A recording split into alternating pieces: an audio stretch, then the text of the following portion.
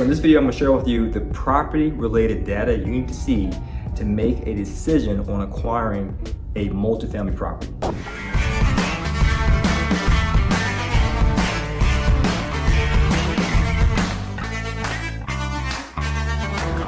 All right, so I'm Juan Pablo, multifamily done for you. Let's jump into it. So what I'm gonna break down are 4 basic things you need, the data, in order to make a sound decision as to whether during your due diligence, let's say you have a multifamily property under contract, whether you should move forward or back out, walk, all right? And I'm gonna break this down so it's easy to remember by using the acronym PLUS, P-L-U-S. So let's start with the P first. So the first thing you need to see are the property tax bills, okay? Because many people are unaware, right? When you're buying a multifamily property, especially if it's in a market that you don't live in, right? Because you might be living in a particular market where you own a single family property or two, but in order to be multifamily, they may be in bad areas in your market, they may be too expensive, or they may be non-existent, right? You might have a duplex or a 200 unit apartment complex, nothing in between, no 6, 8 unit, 12 unit, 40 unit, etc., right? So if you're investing in a different market, it's important that you know the property taxes in that market, because I don't want you to think that all property taxes are the same independent of the market, right? Because I might live in a market in which I might pay county tax, school tax, and a local municipality tax.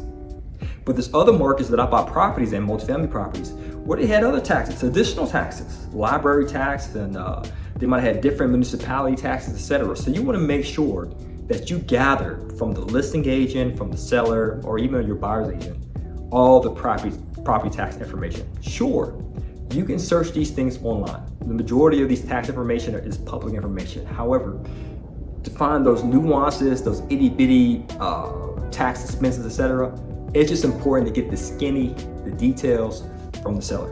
Okay, so that's the first thing, the property tax bills. Okay, so you know with 100% surety what the taxes are. Okay, the next thing is this, leases, using the acronym PLUS. You want to get the leases, and you want to comb through the leases. You want to know who are the tenants, how much are they paying, what is their security deposit, when are the leases that are going to expire, what language does the leases have in terms of renewal, right? If they need a 60-day notice, or even vacating the property, is there a 60-day notice with expiration of the lease? Is there a pet deposit, or there pets there? You want to know the details of the leases. Are there automatic rent increases year after year?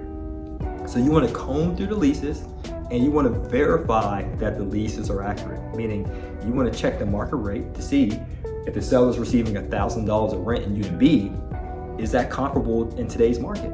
Because that property could be under rented. Because I remember when I bought one of my first properties, one of the tenants was paying $700 a month, but the market rate was $1,100. That's $400 a month. Delta, right? That's a huge difference. So I made sure, after seeing the leases during my due diligence period, I shared with the seller that, hey, I want this unit to be rendered vacant at closing. I did, because if the tenant wasn't okay with a $400 a month rent hike increase, it doesn't make sense for us to close and she's still living there. I want to get someone who's paying market rent, okay?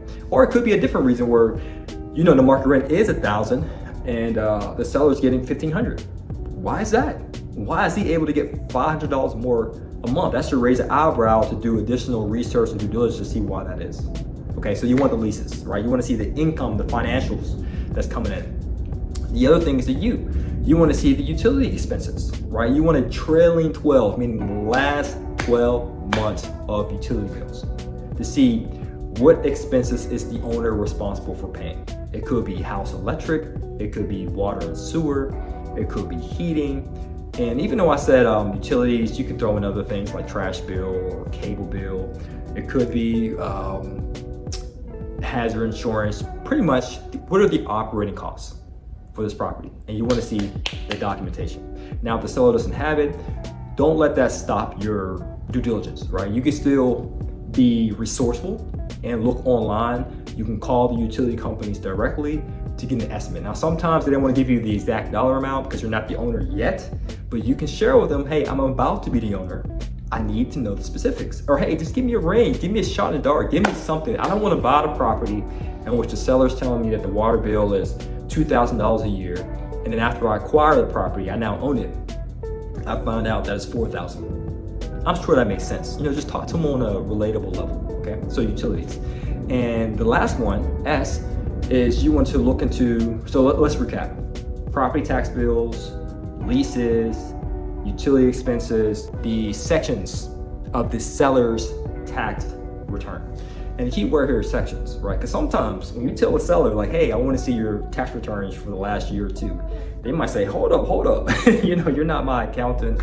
Why are you asking? You're not the IRS. Why are you asking for my personal financial matters?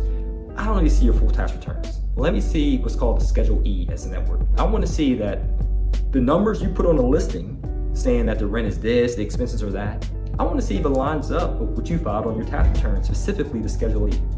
And if there's a mismatch, which one is true, right? The numbers you put on the listing or the numbers you share with the IRS? And so I want to be able to investigate, do my own proper due diligence, and I want to get an explanation if there's misalignment there, okay? So that's the short and sweet for the financial aspect of due diligence. Sure, there's many other small nuanced things we do with the financial. We even talk about the physical part, but in this video, to keep it short and sweet, from a high level, I wanted to share with you what type of evaluation you should be looking into financially during due diligence for a multifamily property. Now, if you're that person who's looking to jump into multifamily and you need help with the execution, not the coaching, not the courses, but real execution, and you have investment capital to deploy, then what I want you to do is book a discovery call. Now, in this discovery call, we're going to share with you how we work together, your risks, your goals, to see if it's a fit. You being a fit for us and us being a fit for you. If so, great. If not, no worries, we can part as friends. But it's a free call. What I want you to do is schedule a discovery call by clicking the link below to learn more. Now, hey, you don't gotta do anything I mentioned in this video, all right? Well, I do recommend this. Just keep coming back. Keep watching our content, learn to the point where it's like, okay, I got a good enough information where I can pull the trigger and make a decision, all right? As always, guys, this is to your success. Continue to earn passively, live passionately. Peace.